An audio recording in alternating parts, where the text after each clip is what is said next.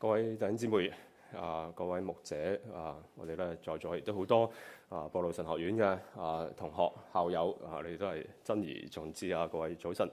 咁咧就歡迎大家咧嚟到由靈風基金同埋咧布道神學院一齊嚟到合辦呢一個嘅神學講座，第二以賽亞嘅修辭，作為咧呢一個耶利米哀歌中受創錫安嘅治療回應。創傷文學咧，其實特別喺 Covid 之後啦，喺聖經研究呢個feel 裏邊咧，係一個好受關注嘅課題。咁咧，而且咧文本互涉，亦都咧係同創傷文學咧係有好多互動嘅空間。所以咧Dr. Rania Hendy 韓韻莉博士we got a very beautiful Chinese translation of your name, Rania.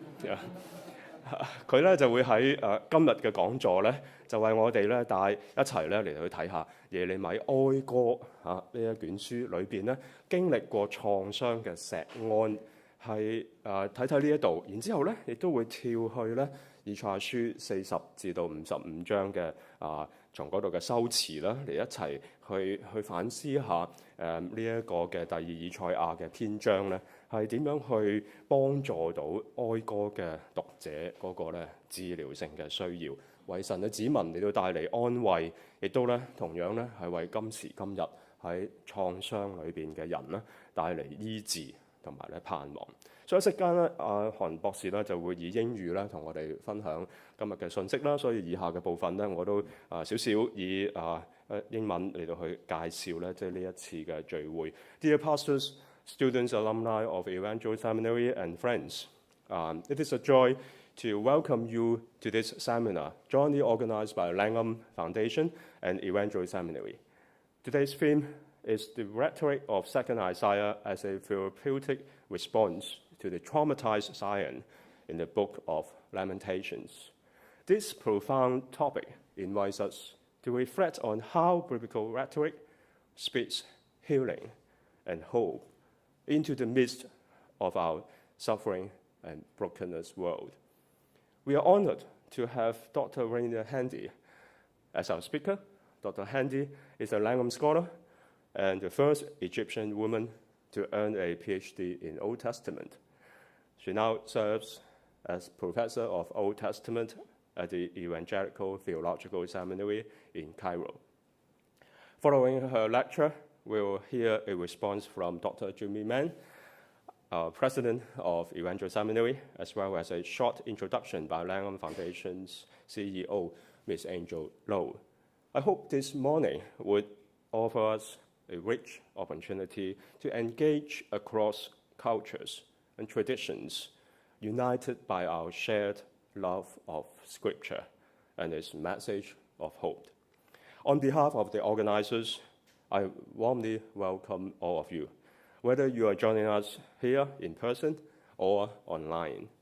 So without further delay, let us extend a warm round of applause as we invite Dr. Rania Hendy to begin her lecture.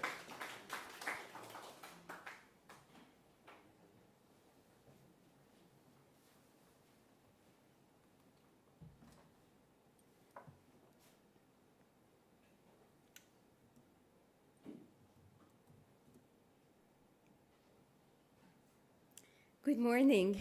It's lovely to be here today with you. And I feel it's my honor to come and visit your seminary and see a little bit of your students. Maybe we can have time later to meet. So thank you so much for having me today. Rhetoric of Isaiah, or from 40 to 55, or what we call Rhetoric Isaiah, as a therapeutic response to the traumatized Zion in the Book of Lamentations. Trauma and loss are experiences that push us to our limits. By definition, trauma overwhelms our usual abilities to cope and adjust, calling into question the basic assumptions that organize our experience of ourselves, relationships, the world, and the human condition itself. Within the narrative of the Old Testament, perhaps no event was as traumatic in the life of the people of Judah as the Babylonian exile. And it's interesting, however, that this most drastic event of the forced migration, death, and destruction are narrated in the most laconic of prose and occupy only a marginal and almost negligible place in the Deuteronomistic history. To understand this dilemma, one ought to ask, how can a traumatic experience be disruptive to that extent that in many cases it is hard to represent it in written forms? Walter Caldigan points out that the attempt to accurately describe in narrative the historical event of the traumatic experience, and I quote, would simply mask the properly non-linguistic event of trauma's speechless terror, end of quote. But although trauma cannot be situated within an understandable, explanatory, and objective narrative that can make truth about it, it can be related rhetorically. Elizabeth Bowes contends, and I quote, the notion of a failure language is central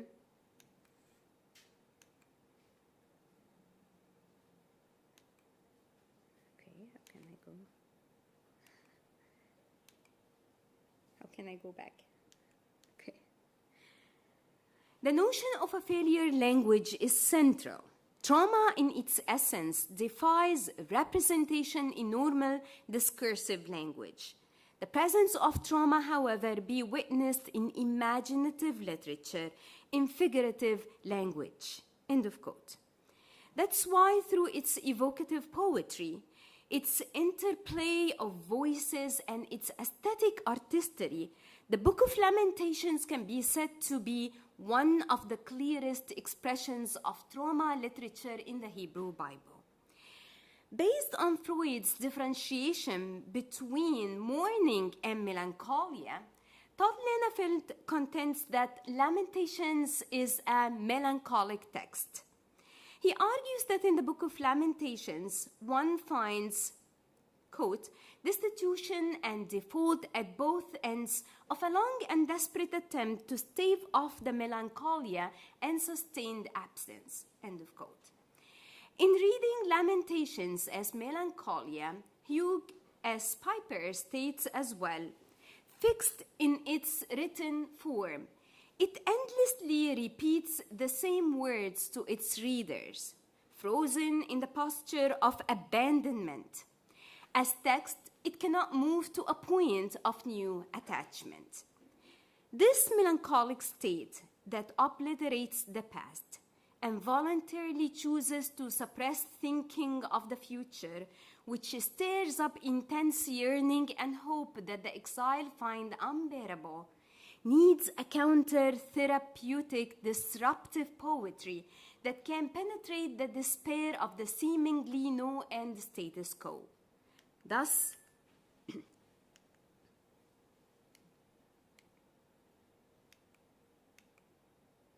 sorry, can't deal with this thing.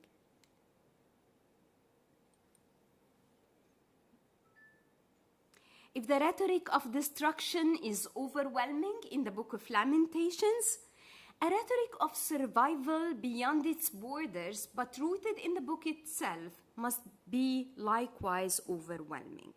In this paper, I will argue that the hope-filled poetry of Rhetoric Isaiah counters Lamentations' melancholic poetry and initiates life in the death of what was there. To demonstrate this, I will first examine the traumatic effects on the survivals of the exile as expressed in the Book of Lamentations in light of the sociological understanding of trauma. Second, I will illustrate how the rhetoric of Rhetoric Isaiah creates meaning to help the exiles reframe their shattered worldview concerning God and their self-identity. Thus, I will reach the conclusion that the literature of Rhetoric Isaiah functions as a therapeutic response to the traumatic effects of the crisis of the exile.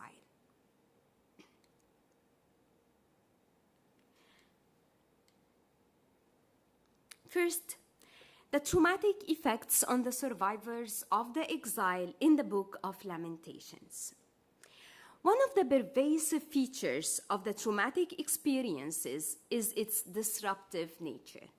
Traumatic experiences tend to shatter the foundational beliefs and assumptive worldviews of the survivors. These assumptions include the benevolence of the world, concept of justice, predictability and control, sense of trust, self and self-worth, and the nature and character of the divine. The shattering of all these assumptions can be observed clearly from the poetical language of Lamentations that are deeply figured and troped as follows. The first assumption that was shattered by this traumatic event is the shatter of religious schema. Usually, religious beliefs are viewed as objective existential truths by those who hold them. Through them, people develop schemas or categorizations by which they can perceive the world as predictable and meaningful. When they face new events, they start to process the process of assimilating these into their pre-existing schema. However, when these new events cannot be assimilated, they start to form new categories through the process of accommodation. But when concrete and valued religious schemas are challenged due to traumatic experiences, the accommodation process may not work because they find that their religious beliefs are inadequate to account for their traumatic experiences, or even more, conflict their religious schemas. Consequently, their cognitive assumptions about the world as being just and fair get distorted. Kathleen O'Connor argues, radical suffering corrodes trust.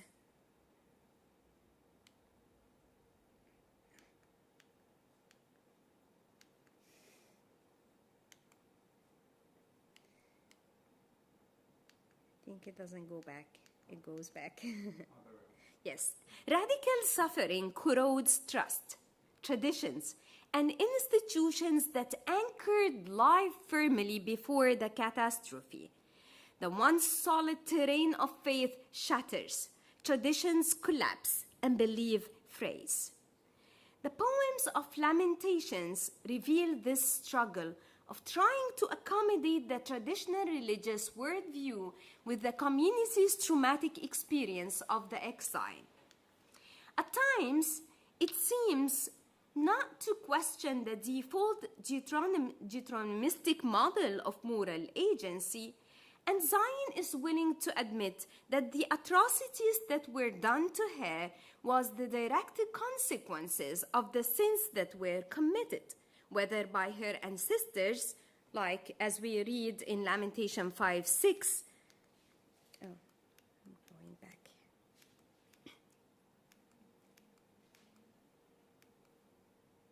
Our fathers sinned and are no more. It is we who have borne their iniquities.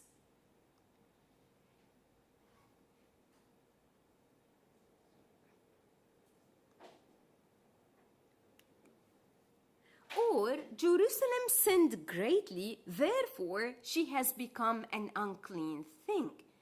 Or, sometimes she commit this also, that she herself has brought this upon herself. And we have many biblical references in Lamentations that shows that.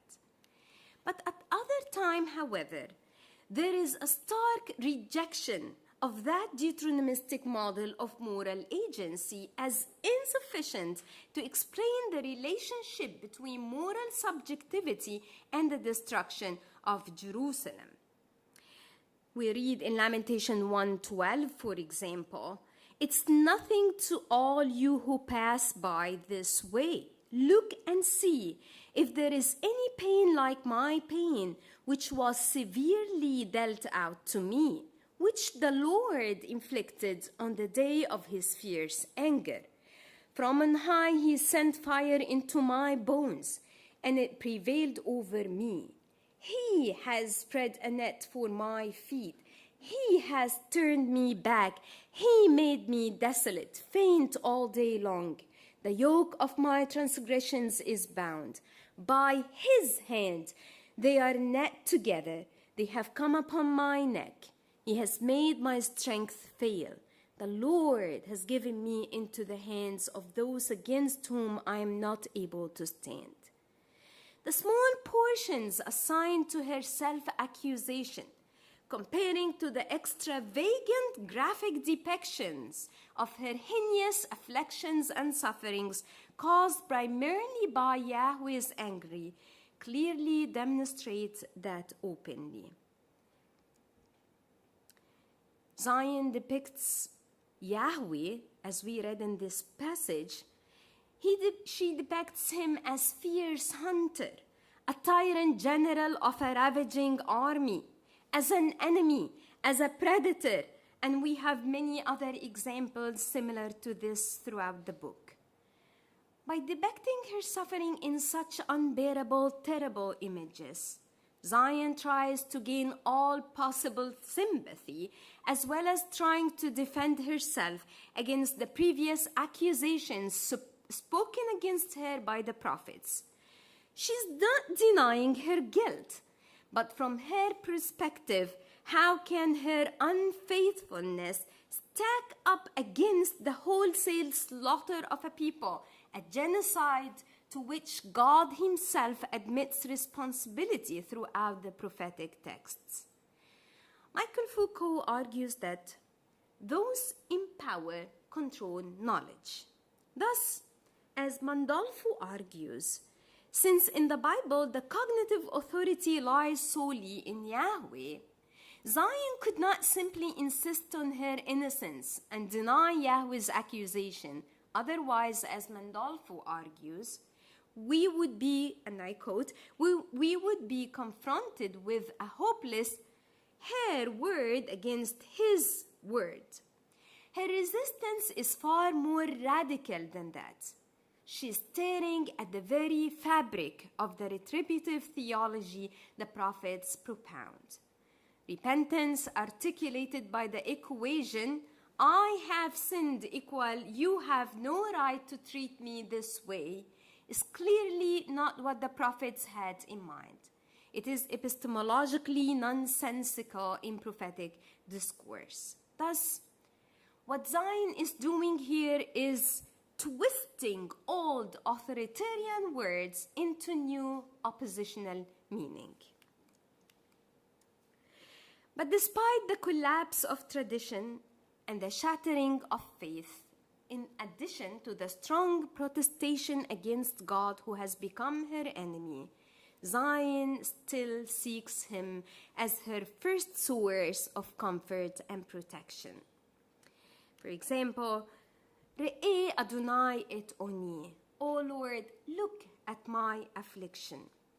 However, the more her cry is not answered, when she says, for example, "You have wrapped yourself with a cloud so that no prayer can pass through," the more she feels that she is utterly forgotten by God forever.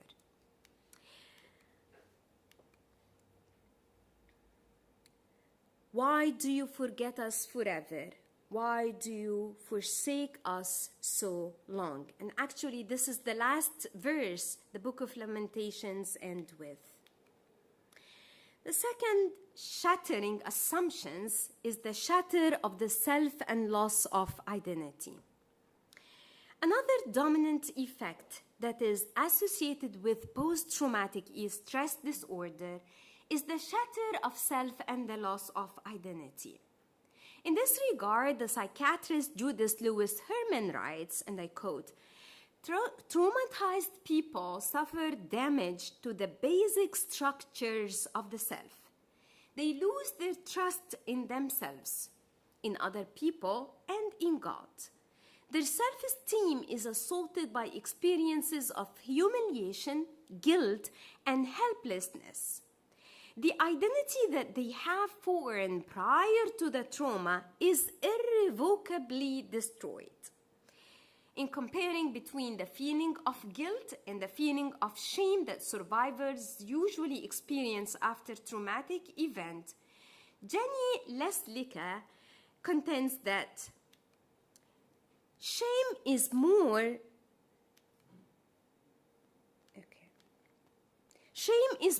devastating and painful emotion in which the entire self, not just the behavior, is negatively evaluated.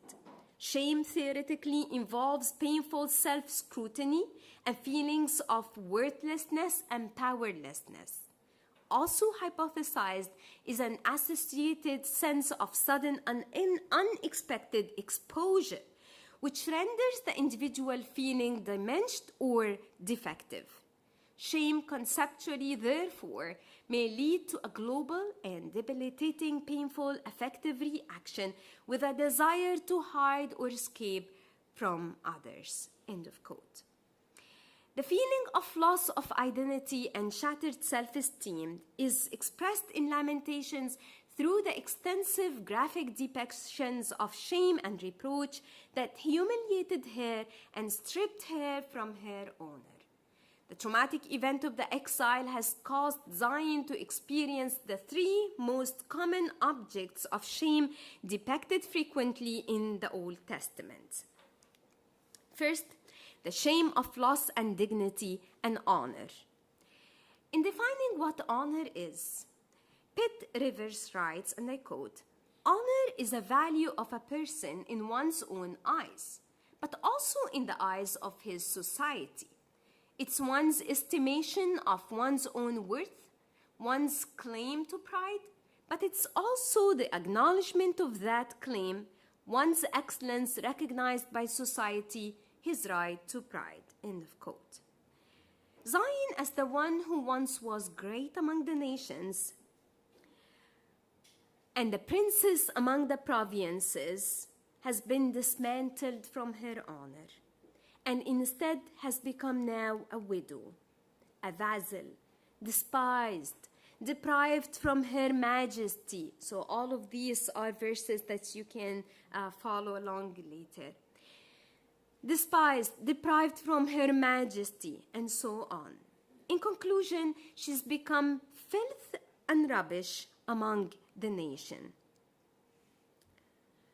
What's more painful is that this honor has been taken from her and been given to her enemy and to those who tormented her.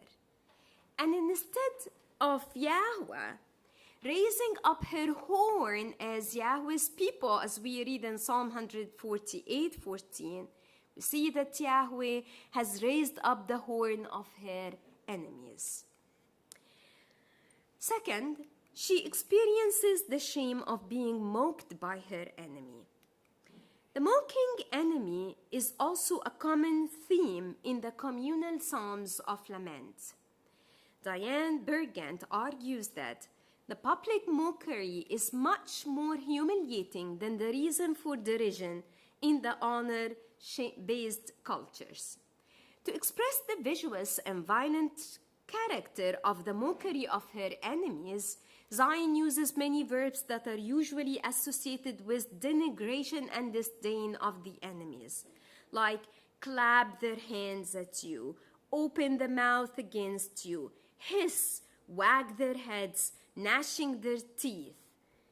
In addition, 4 first-person plural verbs are used to express the extreme joy that the enemy had over the destruction of Zion. We have swallowed her. This is the day we longed for. So these are the speeches where the enemy was saying against Zion.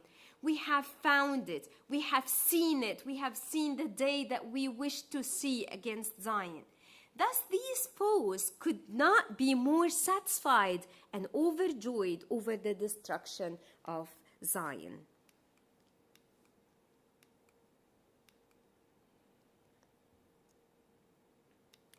But the third shameful experiences that Zion experience is the shame of being publicly raped. On sexual violence, Herman writes, crimes of dominance have a ritualized element designed to isolate the victim and to degrade her in the eyes of others.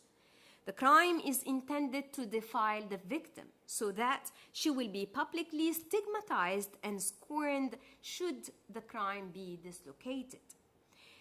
That is why Zion chooses to illustrate her shame using the metaphor of the scandalous rape and defilement.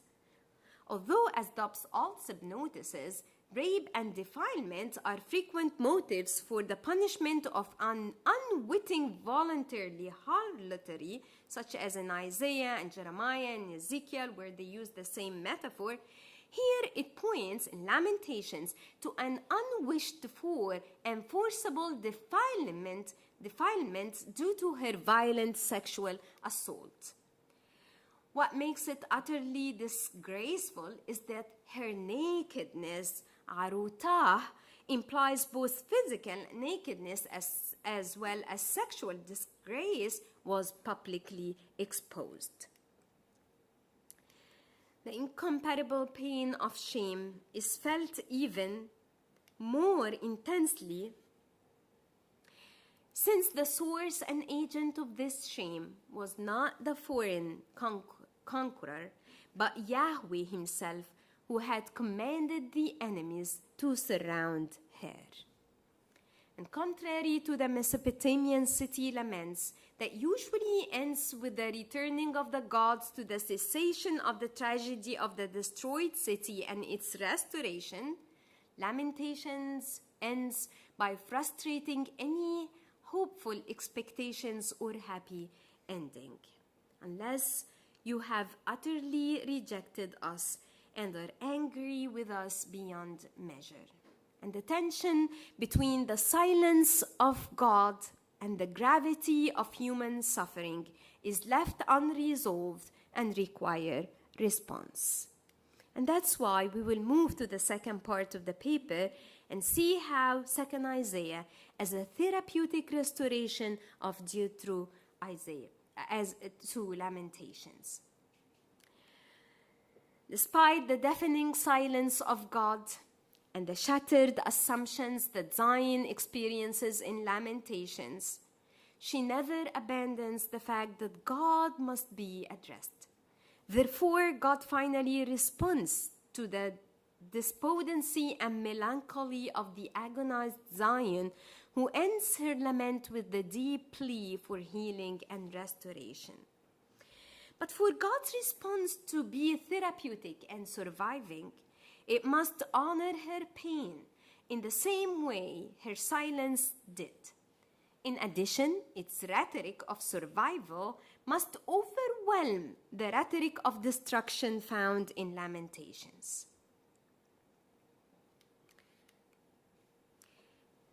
Empathy as a precondition to the therapeutic restoration. Empathy is considered a central element of therapeutic change. Being empathetic is to perceive the internal frame. Okay, you can see the outlines for the coming section first here. So this part of my paper will deal with empathy as a precondition to therapeutic restoration.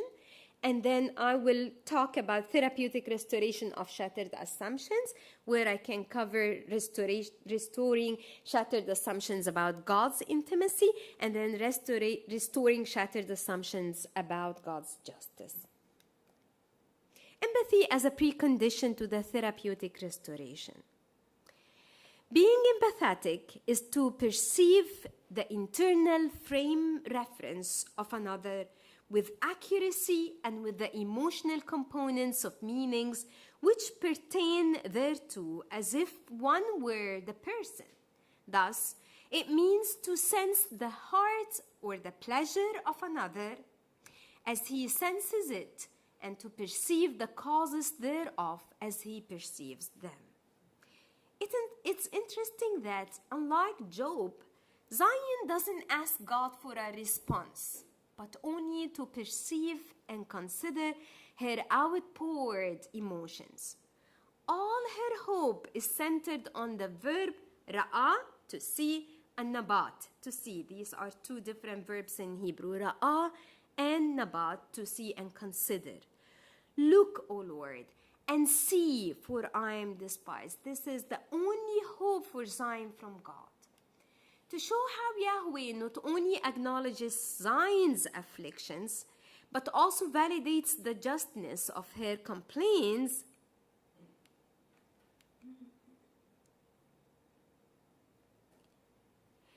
Isaiah used the same metaphors, themes, and words that she uses in Lamentations to express her anguish.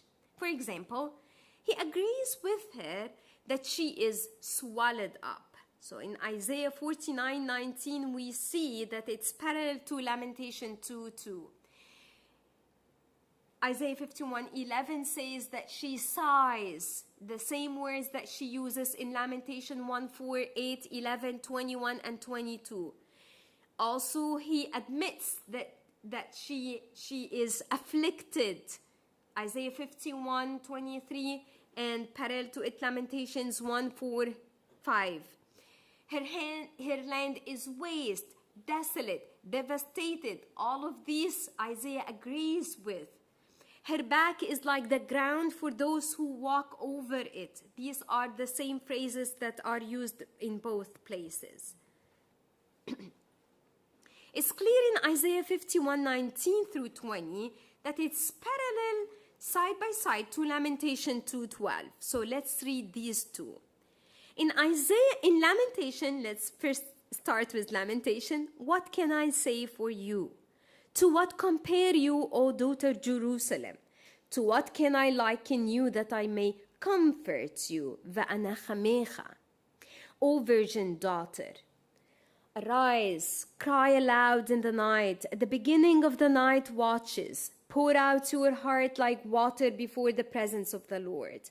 Lift up your hands to him for the life of your little ones who are faint because of hunger, and at the head of every street, at the head of every street. The Lord has accomplished his wrath. He has poured out his fierce anger. Let's look at Isaiah 51 now. These two things have befallen you.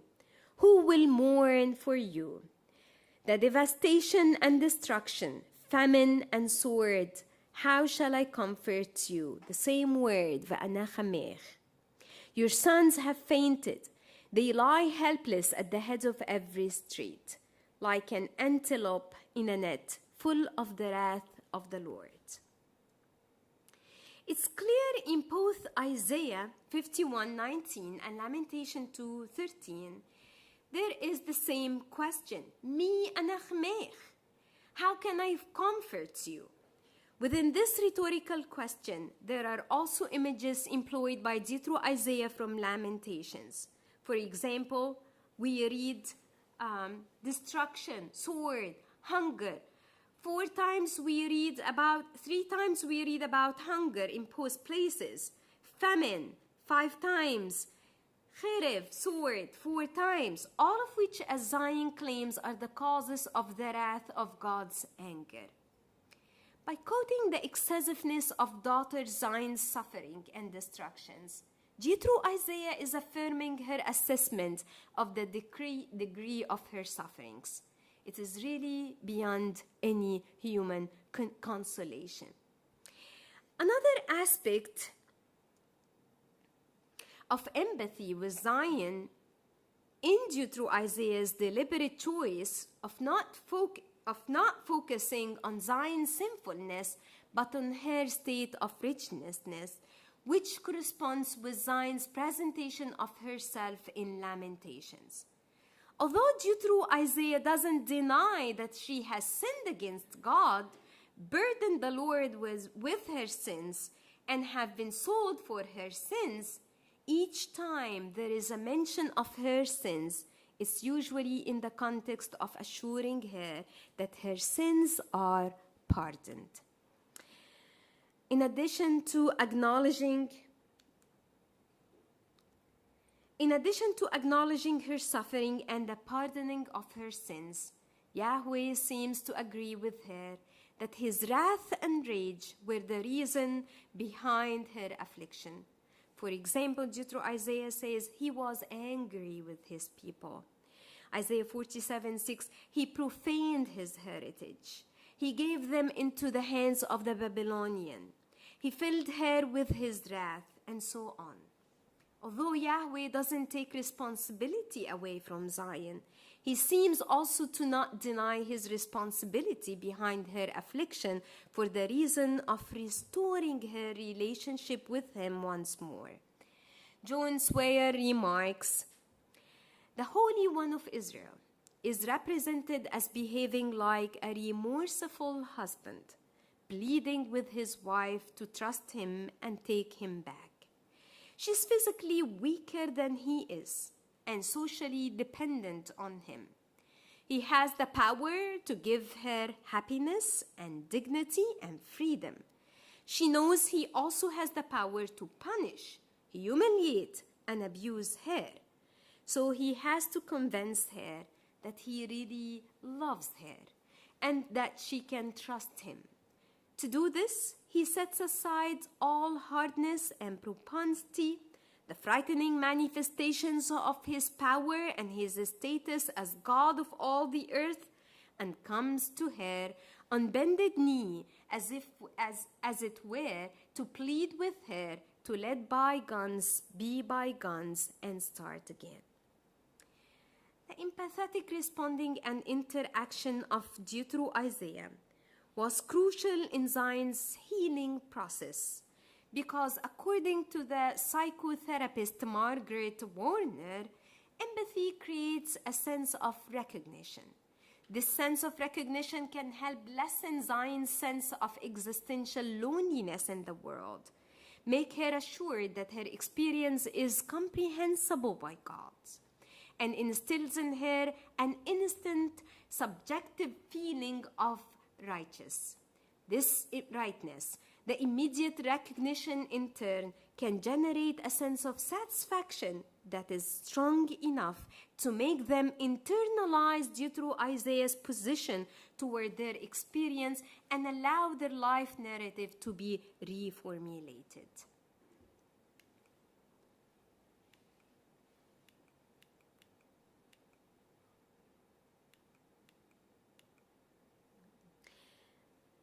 Therapeutic restoration of shattered assumptions.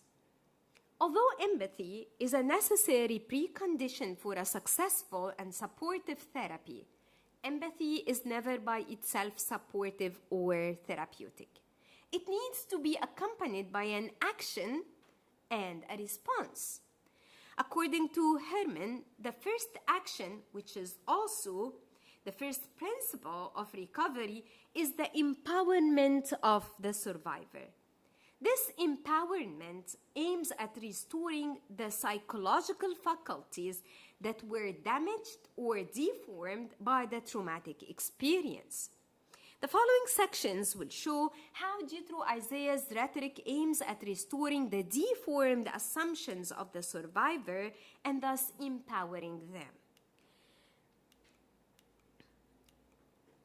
Therapeutic restoration of shattered assumption.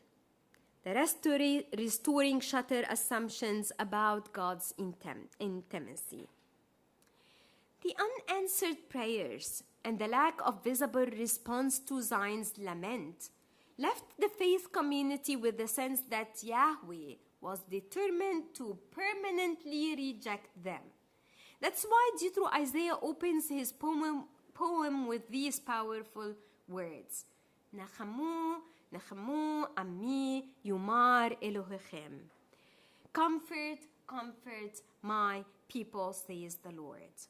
John Oswald argues that the repeated imperatives strike the hearer with sudden poignancy.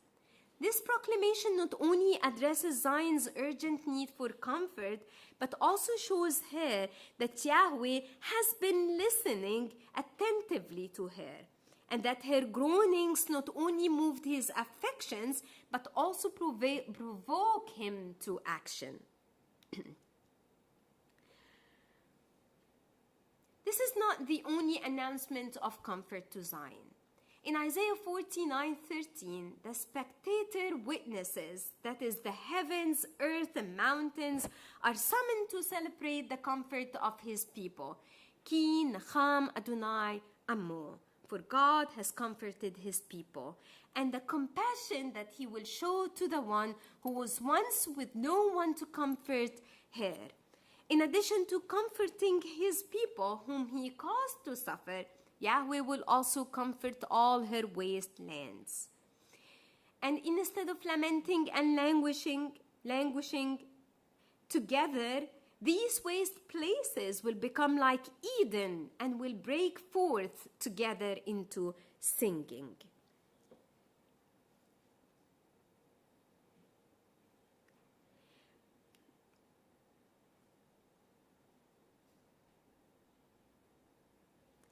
Moreover,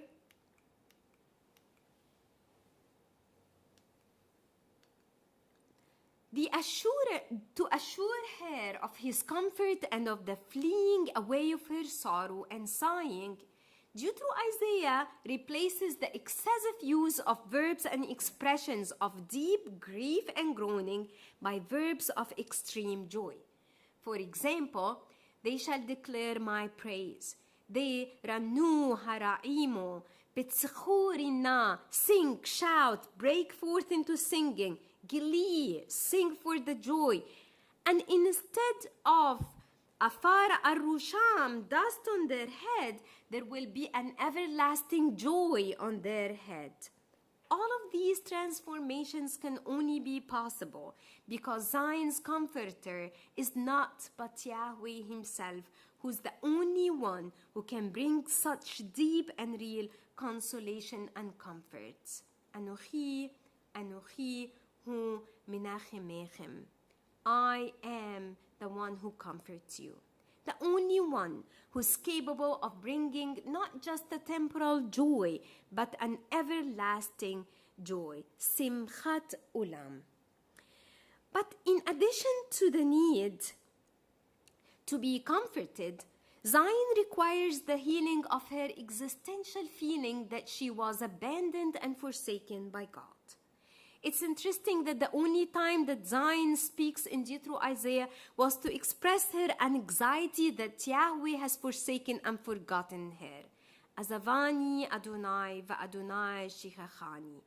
This shattered trust was countered by a beautiful maternal imagery that appeals to her feminine sensibilities and sympathies. Can a woman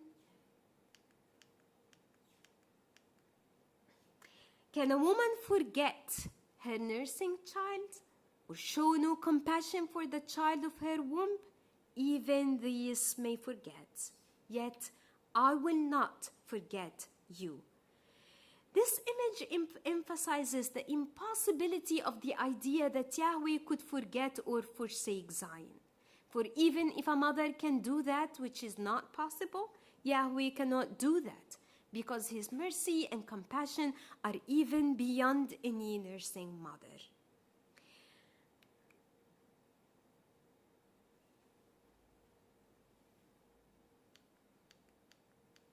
I'm ahead of myself here.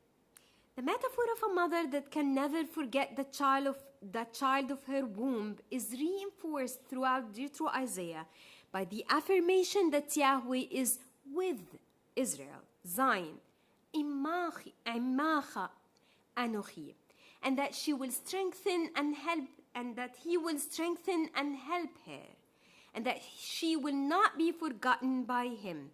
So this is in 41:10, 44:21, 41:10.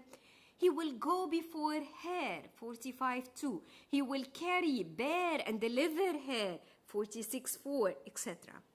Therefore, Zion can regain her trust in God because he will be found when she seeks him and will be near when she calls him, as in 55:6. Another verse that is used by Isaiah to restore Zion's trust in Yahweh is the reverse of her identification of him. Yahweh, who was identified as an enemy and as the main source of Zion's affliction, is consistently identified in Isaiah as her Redeemer. The term Goel, Redeemer, is usually used to refer to immediate kin. That is, the immediate relative that comes to the aid of a needy family member. And there are 4 areas of distress in which the Goel is responsible. First, the redemption of a nearest relative from slavery.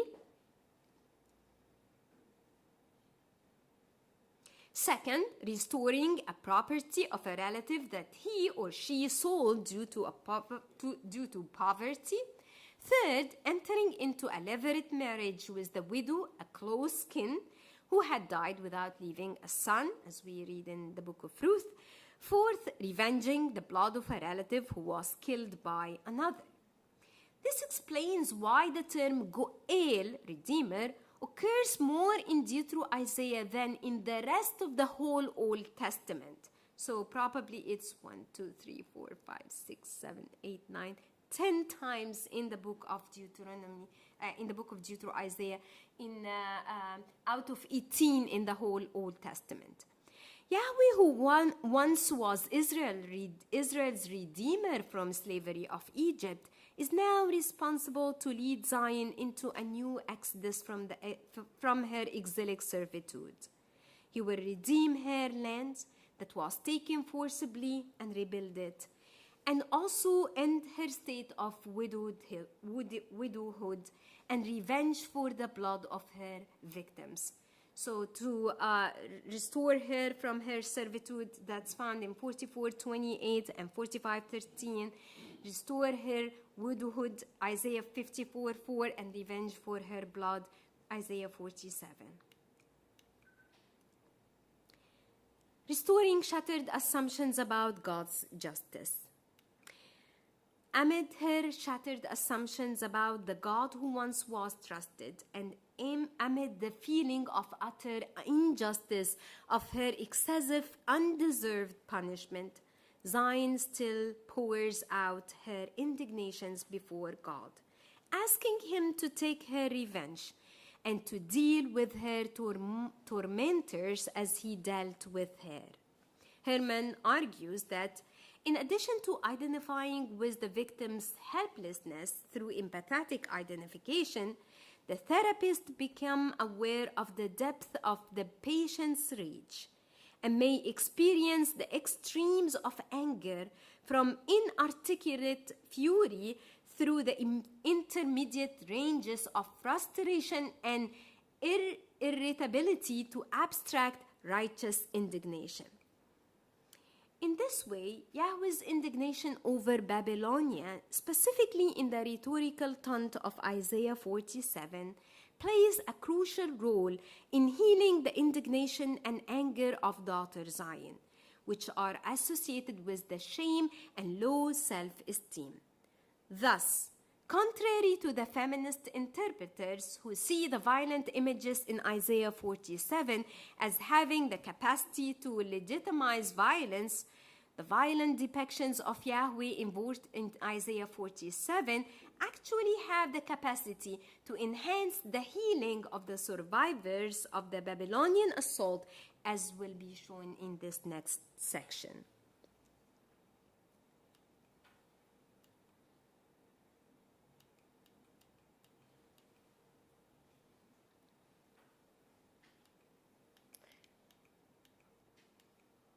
It's always hard to read and deal with this PowerPoint.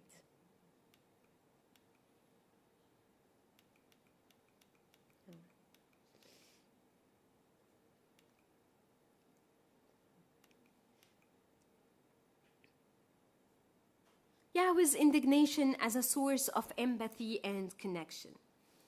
Bernard Williams argued that people are capable of reacting with indignation not only when their honor is violated, but also when they witness the dishonoring of others. He asserted that the capacity to feel indignation on behalf of others is a source of empathy and connection.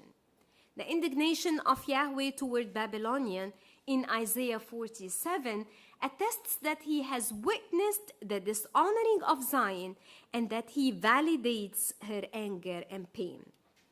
Yahweh sympathizes with Zion through engaging in her indignation over the excessiveness of her punishment and condemns Babylon for overstepping her authority that was appointed by Yahweh to punish his people. I was angry with my people. I profaned my heritage and gave them into your hands. He's talking to Babylon. Yet you did not show mercy to them. On the aged you have your yoke very heavy.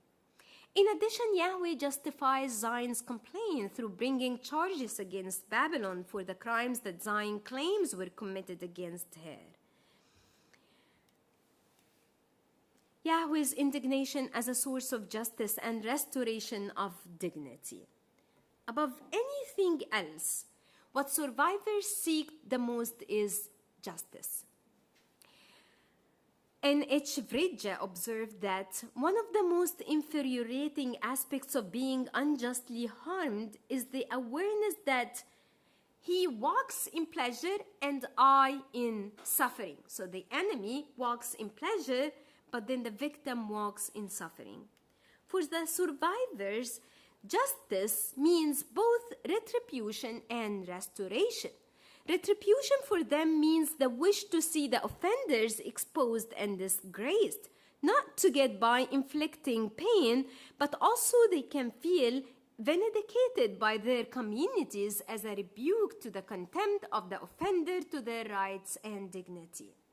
In addition, since the survivors experience dishonor and isolation, they also seek the restoration of their own honor. The vengeance proclaimed by Yahweh against Babylon for the atrocities she committed against Zion should be seen in the larger context of this restoring justice. It is the fair response to Zion's deep need of vindication. Let all their evil doing come before you. That's in Lamentations. Zion cry out to God. Let all their evil doing come before you, and deal with them as you have dealt with me. Yahweh thus will do exactly as what Zion requested. He will take the chalice of his anger from Zion and put it into the hands of her tormentors. Isaiah 51:22. It's not surprising then to see that the divine retribution against Babylon in Isaiah 47 corresponds to the atrocities she committed against Zion as depicted in Lamentations. But since justice entails retribution and restoration, Babylon's retribution will go hand in hand with Zion's restoration and therefore achieve the reestablishing of order.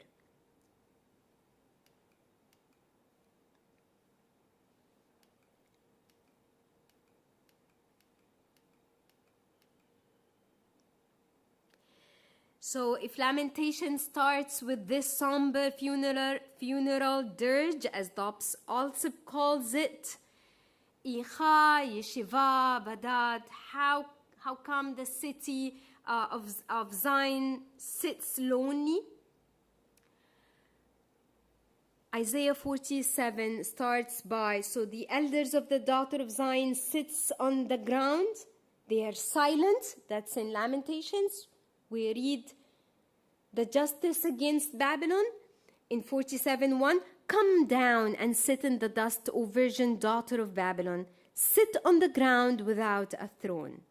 And then while the young men of Zion worked at the grinding mill, God orders Babylon, take the millstones and grind meal. She, Zion, has become an unclean thing.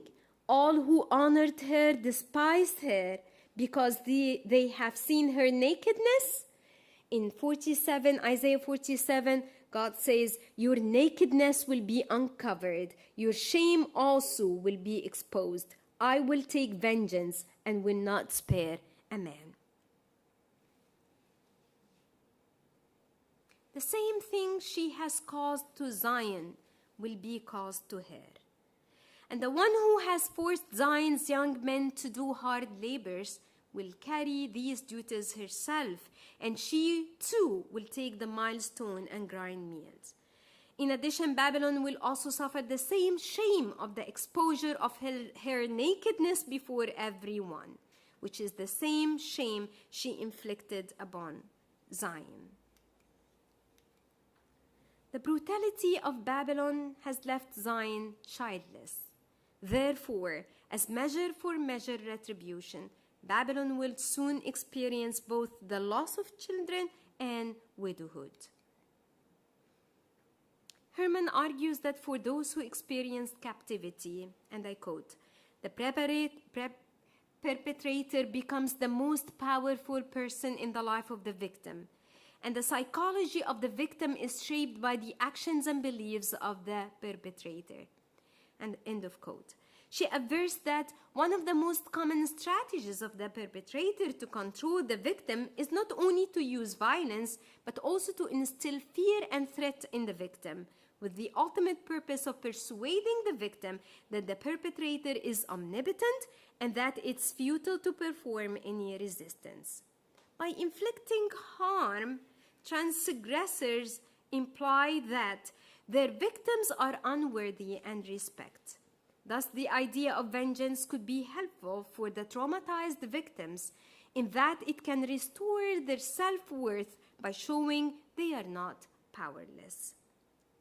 By reading Isaiah 47 in light of these traumatic effects, one can appreciate its horrific and violent imagery and understand that its rhetorical effects aim to disempower the image of Babylon, the omnipotent perpetrator, and at the same time empower Zion's sense of dignity and restore her capacity to trust Yahweh. But to be more therapeutic,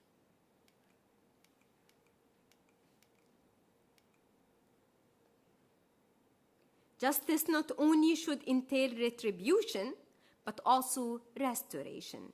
Accordingly, while Babylon is humiliated by going down to sit in the dust, Zion is ordered to shake off the dust and raise up and sit honored once again. And as Babylon sits in darkness, Yahweh turned the darkness before Zion into light. And not only that, Zion herself will be light to the nations, to bring out those who sit in darkness. Moreover, the exposure of Babylon's shame will coincide by the exposure of Zion's restoration in front of every eye. Inaim be'inaim yir'u b'shov Adonai Zion. Everyone will see, I will see when God returns to Zion. Consequently, kings will see and arise. Princes will also bow down, because the Lord who is faithful, the Holy One of Israel, who has chosen you.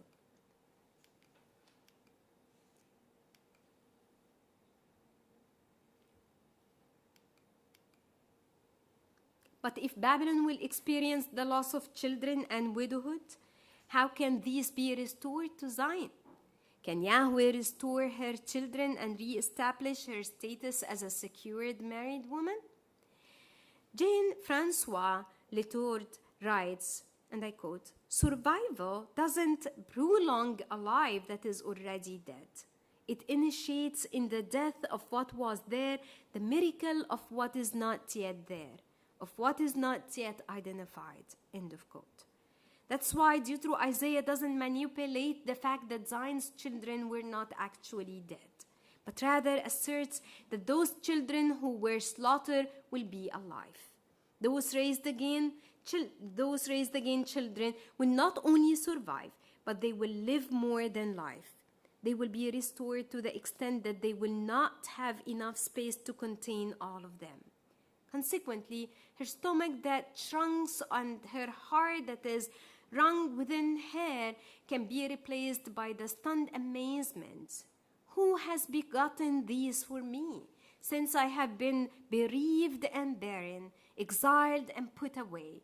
So who has reared these? I was left alone. Where then have these come from? Isaiah 49:21. But in addition of restoring her children, Yahweh also will take away from her the reproach of her widowhood. In 55:4. The forsaken wife will have Yahweh himself as her powerful and dependable husband who is her redeemer. For your maker is your husband. The Holy One of Israel is your redeemer. By reading the Book of Lamentations in light of the sociological understanding of trauma, one can explore the traumatic effects and the tragic response to the experiences of the extreme violence and the exile in its melancholic poetry. The shattered assumptions concerning God and self-identity shaped the rhetoric of the Book of Lamentations and caused it to be frozen in the posture of unfairness, shame, and abandonment. Thus end with an insistence to refuse to move to a point of a new attachment. The seemingly no-end status quo needed a disruptive poetry that can have the power to heal and restore all these shattered assumptions that were caused by the overwhelming pain and suffering. This therapeutic restoration is offered through the neatly designed poetry of Rhetoric Isaiah. It seems obvious that Rhetoric Isaiah at times quite deliberately borrows Zion's wordings from Lamentations, and at other times it reworks and reverses her texts to shatter her false perceptions about God and self. However, it doesn't only stop at rectifying those perceptions, but it creates miracles of what is not yet there, in the midst of the death of what is there. Therefore, contrary to the melancholic poetry of lamentation, the poetry of Rhetoric Isaiah, to describe it in light of Paul Ricoeur's definition of the poetic language, not only, and I quote, bound by its task of redescribing life, but also unrestricted, unbound in its capacity to represent infinite possibilities of being. The word it describes can incorporate various modes of being, presenting an openness that our finite perspectives prevent us from participating in. Thank you so much.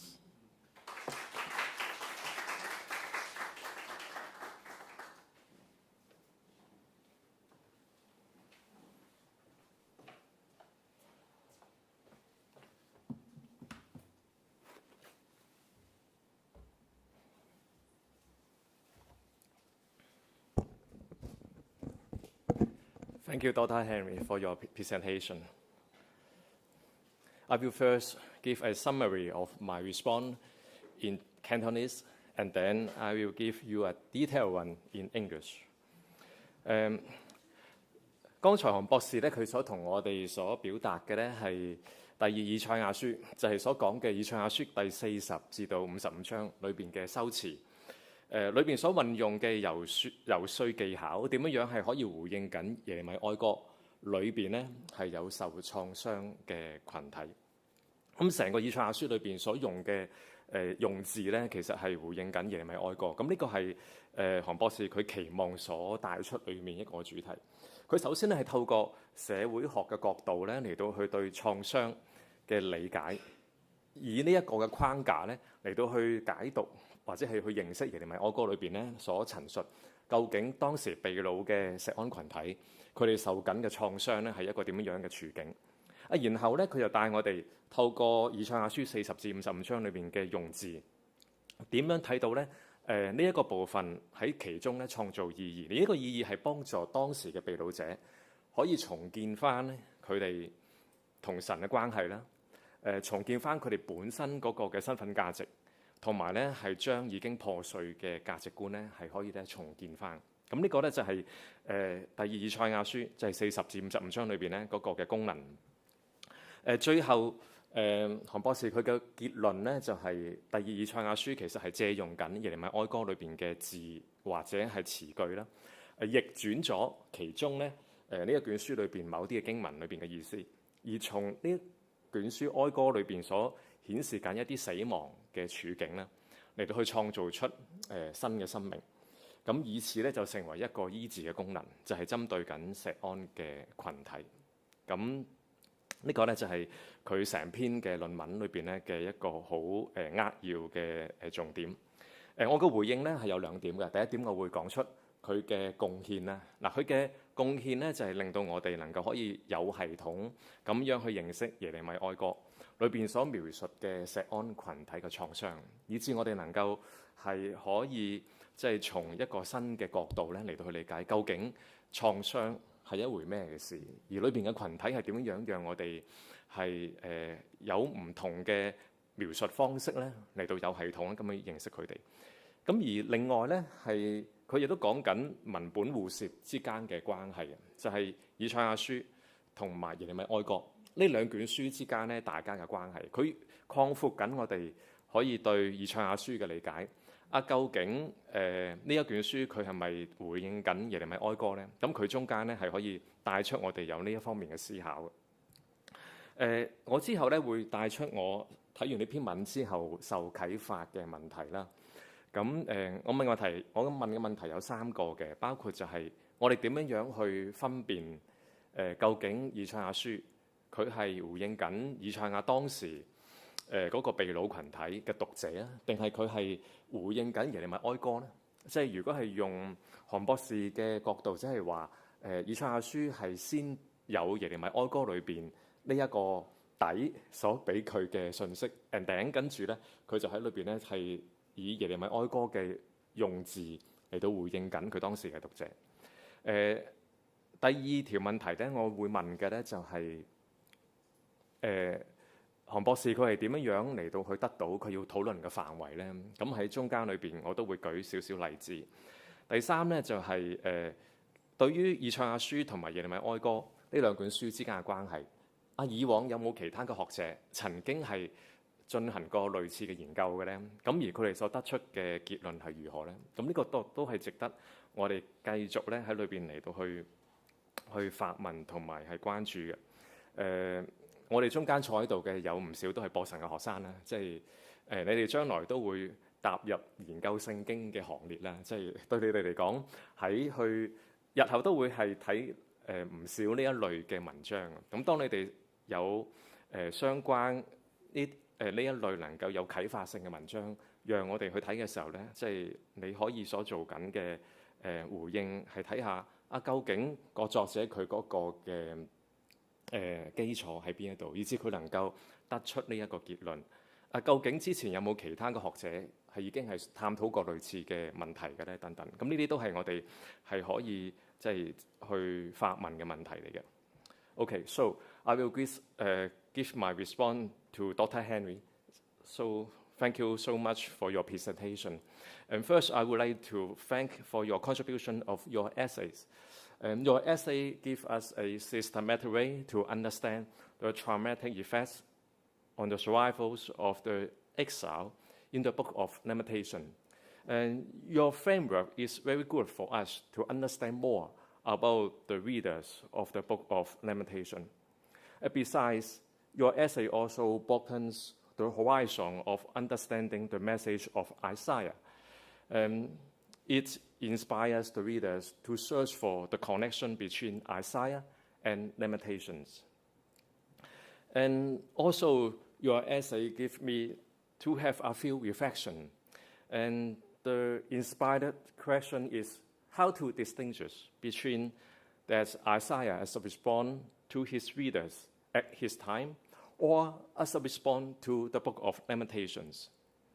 The second question is, how did the author arrive at the scope of discussion? And the third one is, have scholars previously explored the relationship between the Torah Isaiah and Lamentations.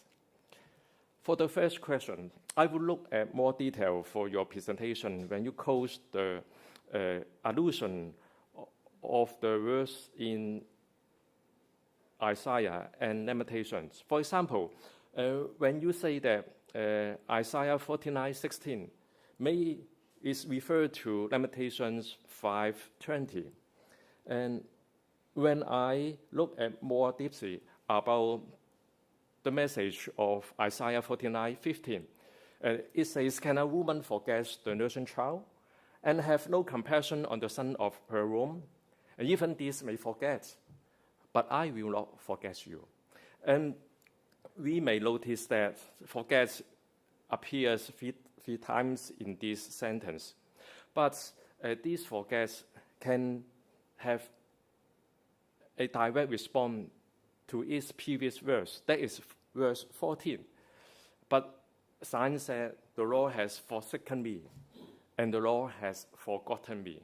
So this explanation by God is a confirmation to Zion that God will not forget Zion. And the second example is about Babylon. And Babylon will experience both the loss of children and widowhood. So you quote Isaiah 47, verse 9. Yes, in Isaiah 47, verse 9, we can read there's loss of children and widowhood, these two things come to Babylon in the one day. But if we read it, verse 8, we can also notice that, and the background in this context is that when Babylon says in her heart, "I am, and there's no one besides me. I will not sit as a widow, nor no loss of children." And so God just responds to Babylon, and she will lose her children and be a widow. And this is the response directly from God to Babylon. And also, we may also notice the order of the usage of the word widow, loss of children,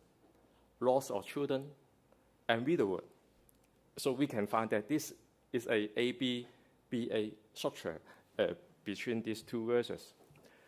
And the third example is when you say that Isaiah 42, verse 16, it may also have a response to lamentation. And I will say that maybe because in the beginning of the verse, it says, "I will lead the blind by a way they do not know." So when the people are blind, or it is just a metaphor for the people who are in the darkness. So it continues, "I will make darkness into light before them," because God will guide them to go to the way they are now going. So I will say that darkness into light is just maybe a direct response to blind for the situation. So let me present it by a picture. And maybe lamentation can be read as a window for us to understand the situation of Zion. And this is the case, we can do that. By Dr. Ham's method, the Torah Isaiah can also be a window.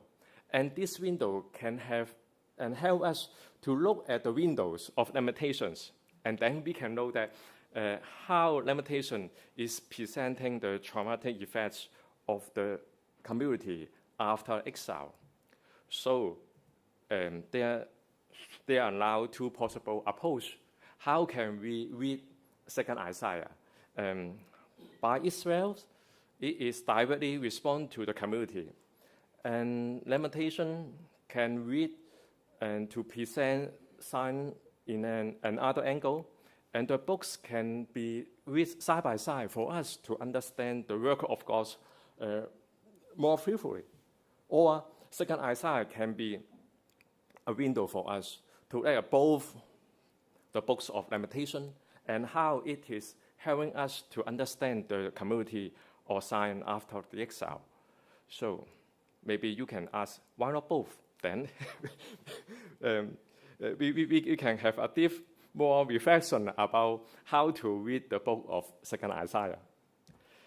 And my second inspired question is, how did Dr. Hendy arrive the scope of discussion? For example, you quote the examples of the three most common objects of shame depicted frequently in the Old Testament is the shames of loss of dignity and honor, shames of being mocked, shames of being raped, etc. And I will ask, why three and not four? Or maybe more? And what's the principle behind to pick up these three? Another similar question is, when you say that Second Isaiah can be held to restoring God's intimacy and God's justice, well, I will also ask, why pick up intimacy and justice? What's the principle behind to pick up these two, for etc.? So, my last question is, have scholars previously explored the relationship between Deuteronomy Isaiah and Lamentations? One important article I have found is Mars Luer. Although his article is more than 100 years before, but it's very important. It says about the language usage of the Book of Lamentations. In his article, he guides us to understand the books of Lamentations, how the author used the different words, and give us a connection to different books. For example, it gives us the connection between Lamentations and Deuteronomy Isaiah, and in this word, he gives us about Isaiah 47, verse 7. And in other example, he gives us also the connection to Deuteronomy Isaiah. Many examples, he can give us the connection between these two books. But the importance of his essays is not just showing us the connection between Lamentations and Deuteronomy Isaiah. He also worked hardly to present and to illustrate that Lamentations is also used different words from the book of Ezekiel, the book of Psalms. We have found that there are many allusions between the words inside these books. So it gives us a deeper thinking about the relationships between Lamentations and Deuteronomy Isaiah. And there are more books which I think that it may be useful if we drill into the question of the relationship between Deuteronomy Isaiah and Lamentations. For example, Gospel studies in the Book of Lamentations give also a similar comparison between the usage of the words of lamentation to different parts of the Bible. Middlemas also asked a question: did Second Isaiah write the chapter 3 of Lamentations?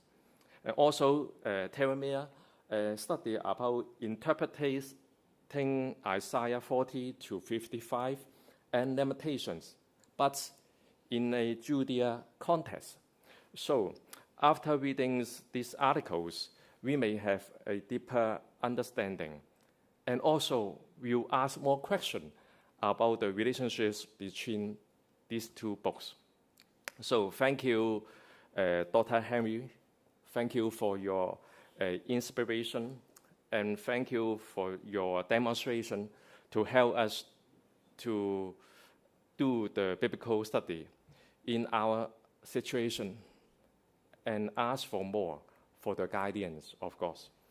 好，最後咧，我要感激韓博士嘅就係佢今次嘅示範啦，即係讓我哋能夠可以喺去研讀聖經嘅時候嚟到可以去繼續嘅去學習，同埋咧係睇多少少，就係而家係多咗會有呢一類叫做 interdiscipline 唔同科目之間嘅彼此關係嘅聖經研究。咁而我哋喺中間點樣嚟到去睇到佢哋之間嘅貢獻，而同時當我哋要去睇呢個貢獻所帶出嚟嘅結果嘅時候，我哋亦都可以喺中間嚟到去做一個謹慎嘅同埋仔細研讀聖經嘅思考。咁所以呢個過程咧係非常之多謝韓博士嘅。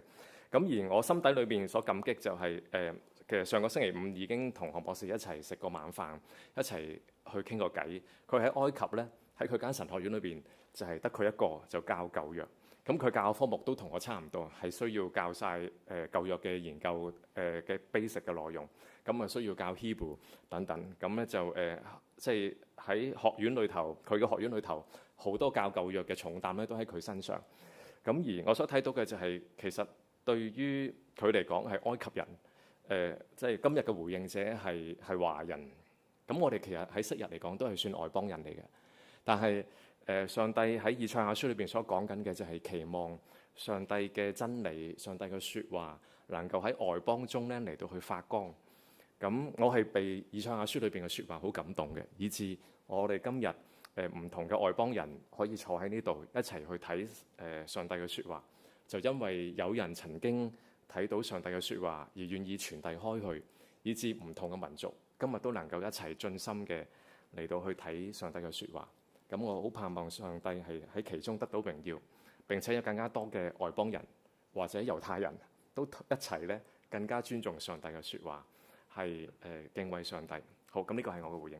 Thank you。So thank you, everyone. Today I'm going to spend a few minutes to share with you about Langham Ministries. So first of all, I would like to share a video for you. So let's spend a few minutes watching the video. Since I was a little kid, God was telling me that He has a very powerful work to do with me. It was hard to be a Christian on that time. Somehow was forbidden. You could go to the church, but you just couldn't study the Bible. You were not allowed to pray. You were not allowed to do any kind of Christian activities. My name is Bayer Jargal Garam Tsering. I'm from Mongolia, and I'm a Langham scholar. For 70 years, Mongolia was a totally closed country. No churches, no underground churches. I was always looking for purpose in my life. I had these questions like, why am I in this world? What am I supposed to do with my life? Today, there are many preachers who don't have a proper training to oversee, to run, or to lead a church. They use their own experiences as templates to what God should or must do in the lives of the church. As noted church leader and author John Stott traveled the world, he saw what we know is true today. Christianity is growing fastest outside the West. But he also observed that most preachers in these key regions of the world were not equipped to preach God's word. In fact, 80% of church leaders have never received any formal training to understand or preach God's word. As a result, biblical illiteracy abounds and misguided teachings get passed down from generation to generation. Seeing this, Stott recognized the biblical importance of identifying and developing local church leaders. He used the proceeds from his book sales and speaking fees to create Langham Partnership. Langham Partnership is focused on 3 strategic initiatives. 1. Training local pastors to preach God's word faithfully in their local context. 2. Supporting emerging theologians in the majority world to complete their PhD so they can raise up more church leaders in their home countries. 3. Working with local scholars and authors to publish biblical resources in their own language for churches in their own culture. Langham Partnership operates in over 130 countries, focusing on Eastern Europe, Africa, Asia, Latin America, and the Middle East. Langham trains pastors in places characterized by poverty, pressure, and potential. Now, 50 years later, the impact of these efforts are felt around the world. Langham has equipped over 340 scholars like Bayajagal Garamsterin to lead training initiatives in their home country. Having studied and completed my PhD in biblical studies, it equipped me for the work I'm doing now in Bible translation. Our project, Mongolian Standard Version, has a huge potential impact because this will enable pastors and leaders in their preaching. Thanks to Langham literature, thousands of key biblical books are published and distributed every year, including regional commentaries like the single-volume Bible commentary authored by African church leaders. This is a good investment. Having all the 66 books of the Bible in one commentary was really a welcome celebration. It's something that just helps them really zero in on issues that are addressed in the commentary, that are not addressed in any other commentary. Through Langham preaching, pastors across the globe like Daniel Copil in Romania receive training to clearly and faithfully preach God's word. It's important for the preaching to be done right, using the Langham method on expository preaching. The materials were helping me for studying the Bible, getting the sense of the word. You can preach at your house, at your work, everywhere. We believe every church needs a well-trained pastor. When you support Langham Partnership, you are raising the standard of biblical teaching around the world in ways that will be passed down from generation to generation. Join us.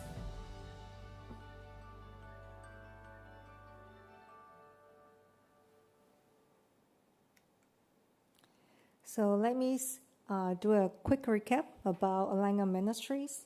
So you will see that we are focusing our ministries in the majority world because now majority world is home to about 69% of Christians are living in there. So I will not repeat those majority world, okay? And then this year is 2026, and there's the estimation that by 2050, the number of Christian in majority world will increase to 77%. So these figures is from the World Christian Database 2025. So what does it mean by 77%? So when you look at the red part, by 2050, it is about 2.6 billion of Christians who are living in the majority world. When you look at the blue part, it's actually the numbers in the North America and Europe. You will see the number of Christians is more stagnant. So you will see a rapid growing number of Christians in the majority world. As mentioned in the video, our founder, Reverend John Stott, he had a vision that to equip and the pastors in the majority world. So right now we have 7 Langham partnerships around the world. So take your time to Google our website. You will find out more those national members. So we are all continues John Stott's vision. A quick recap. Langham Ministries will have 3 major areas. We equip scholars. We provide scholarship to support our PhD scholars to complete their PhD study in theology. And then after the graduation, they will return to the home country to serve, just like Dr. Rania Hendy. She returned to Egypt to continue to serve the Lord. And also Dr. Man and Dr. Tam, who are also our Langham scholars. And the second one, we have a Langham preaching. Actually, we are doing the preaching movement in more than 100 countries around the world. Of course, we focus on the majority world. And the third one, literature. So we publish books so that you will see more results at the back, at the later of the PowerPoint. From the video, is the number of scholars has been updated when I'm doing the presentation now. Now, in over 96 countries, we have 350 Langham scholars, including those I just mentioned. They continue to serve in their country, in their region. And there's a statistic. So on average, our Langham Scholar would train over 9,000 others in their career. So there's a lot of people. For the preaching movement I just mentioned is still continually growing, that we are having the preaching club in many of the cities, so that people will be trained, including the laymen, the church leaders, who will need the skill to preach in their cities and countries. And then because we continue to publish books in the majority world in their language, in their context, so in a year, many of the Bible colleges in the majority world, they will be able to increase over 300 new courses in their countries. So I hope you will find the sharing inspiration. So please join us and to support our ministry. Thank you. God bless you.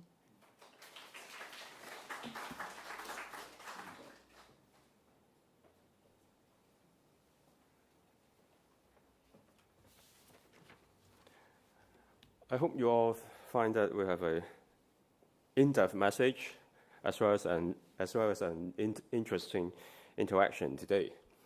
So, and also I hope that you know more about what God was doing in those exilic times, as well as what God is doing in our 21st century world. So, as I bring this seminar to a close, I want to thank you all for taking the time to be here. Have a safe and great rest of the day. 多謝各位咧，今日嘅出席同參與，無論係網上或者係實體嘅講座嚟到呢度完結。咁咧，我都邀請靈風嘅同工同埋播神嘅同工可以上前嚟，我哋有啲拍照啦。